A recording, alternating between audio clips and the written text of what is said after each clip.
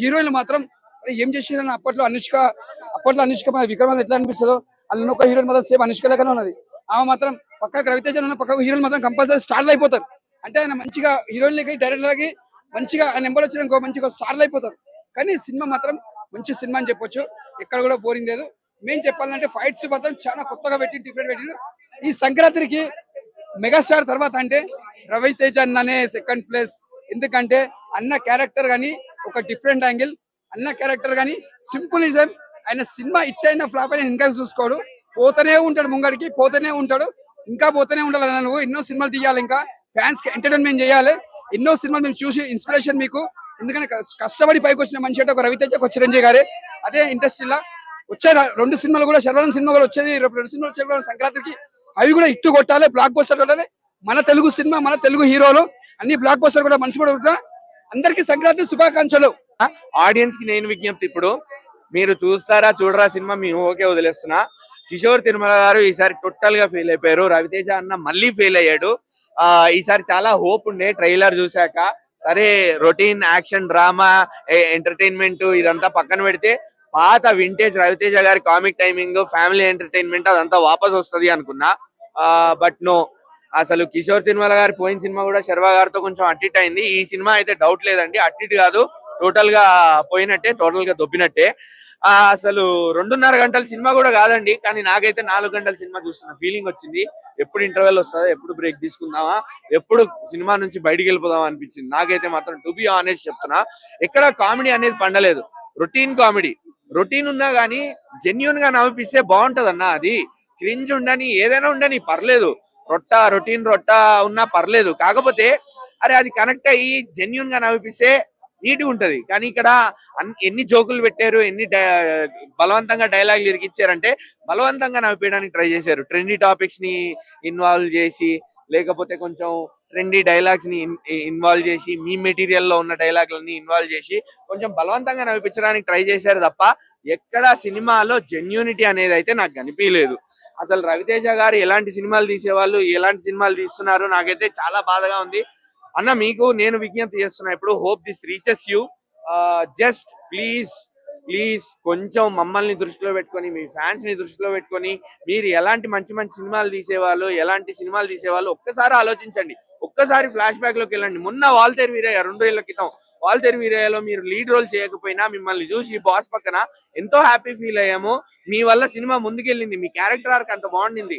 So ఇక్కడ మీరు కొంచెం క్యారెక్టరైజేషన్ కి ఇంపార్టెన్స్ ఇచ్చే సినిమాలు, లేకపోతే సినిమాలో కొంచెం దమ్మున్న కంటెంట్ ఉన్న సినిమాలు చేయండి ప్లీజ్. వీళ్ళు రొటీన్ కామెడీలు వద్దు. పెట్టిన డబ్బులు అయితే నాకైతే ఇక్కడ వర్త్ అనిపించలేదు అన్న, నిజంగా వర్త్ అనిపించలేదు. సినిమా టికెట్లు కూడా హైక్లు ఇచ్చినట్టున్నారు దీనికి కూడా. నాకైతే మాత్రం వర్త్ అనిపించలేదు అన్న. 2.5 గంటలు నిజంగా. నిన్న సినిమా నుంచి బాస్ సినిమా చూసి, అనిల్ రావుపూడి గారి సినిమా చూసి ఎంత ఎక్సైట్మెంట్ తో బయటకు వచ్చానో, ఎంత సాటిస్ఫాక్షన్ తో బయటకు వచ్చానో, ఈ రోజు లిటరల్లీ తలగాయ పట్టుకొని బయటకు వచ్చాను అన్న. అనవసరంగా అప్పటికి అనుకుంటూనే ఉన్నా సరే అని చెప్పి ఇంకా వచ్చేసా. పోనీలే రవితేజ అన్న చూద్దాము. కిషోర్ తిరుమల గారి మీద కూడా కొంచెం నమ్మకం ఉండే. ఇంతకు ముందు సినిమాలు బాగా తీశారు, నేను శైలజ, ఉన్నది ఒకటే జిందగీ, రెడ్, ఇలా చాలా మంచి సినిమాలు తీశారు. కానీ ఈసారి ఏమైందో మరి, అది రవితేజతో తీసే వరకే అవుతుందా, లేకపోతే అదేందో కాంబినేషన్ రవితేజ గారితో వర్కౌట్ అవ్వట్లేదా నాకు అర్థం కావట్లేదు. But total time waste, total failure, తలనొప్పి, లిటరల్లీ తలనొప్పి అన్న. 2.5 గంటలు నేను 4 గంటల్లో ఫీల్ అయ్యాను. అదే చెప్తున్నా కదా. సో అందుకే చెప్తున్నా రవితేజ అన్న, ప్లీజ్ మీరు ఒక్క మంచి సినిమాతో మళ్ళీ ముందుకు రండి. మీరు సినిమా తీయండి, మేము చూస్తాం కాదనలే, కానీ ఒక్కసారి మమ్మల్ని దృష్టిలో పెట్టుకొని తీయండి సినిమాని. సినిమాలో ఏం ప్లస్ ఉంది అంటే నేనైతే ఏం ప్లస్ ఉందని చెప్పలేకపోతున్నాను. ఏం మైనస్ ఉందంటే టోటల్ సినిమానే మైనస్, అసలు తీయడమే మైనస్ అనిపించింది. అండ్ హీరోయిన్ రోల్స్ అంటారా, ఫైన్ ఉన్నాయి, ఎందుకంటే వాళ్ళ చుట్టూనే తిరిగే సినిమా కాబట్టి రోల్స్ త్రూ అవుట్ ఉన్నాయి. కాకపోతే ఏంది అంటే ఎక్కడ కనెక్షన్ అనేది, ఆడియన్స్ తో ఇన్వాల్వ్మెంట్ అనేది జరగలేదు. అండ్ గ్లామర్ రోల్స్ కోసం వాళ్ళని పెట్టుకుందామా అంటే గ్లామరస్ గా కూడా అంత ఏం చూపించలేదు. అండ్ సత్య గారు, వెన్నెల కిషోర్ గారు, ఎంత మంచి ఆర్టిస్టులు ఉన్నా, ఎంత రవితేజ లాంటి యాక్టర్ ఉన్నా ఏం చేస్తామండి సినిమాలో దమ్ము లేకపోతే.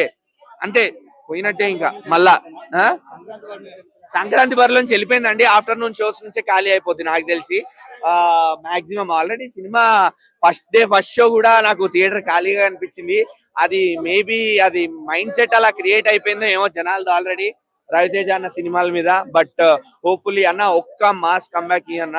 మీరు ఎలాంటి సినిమా తీయాలి అంటే ఇంకా జనాలకి రవితేజ అన్నకి సినిమా మీద ఎంత ఇష్టం, సినిమా మీద ఎంత ప్యాషన్, ఆయనకి వాళ్ళ ఫ్యాన్స్ మీద ఎంత రెస్పెక్ట్ ఉంది, ఎంత ప్రేమ ఉంది అనేది తెలవాలన్న.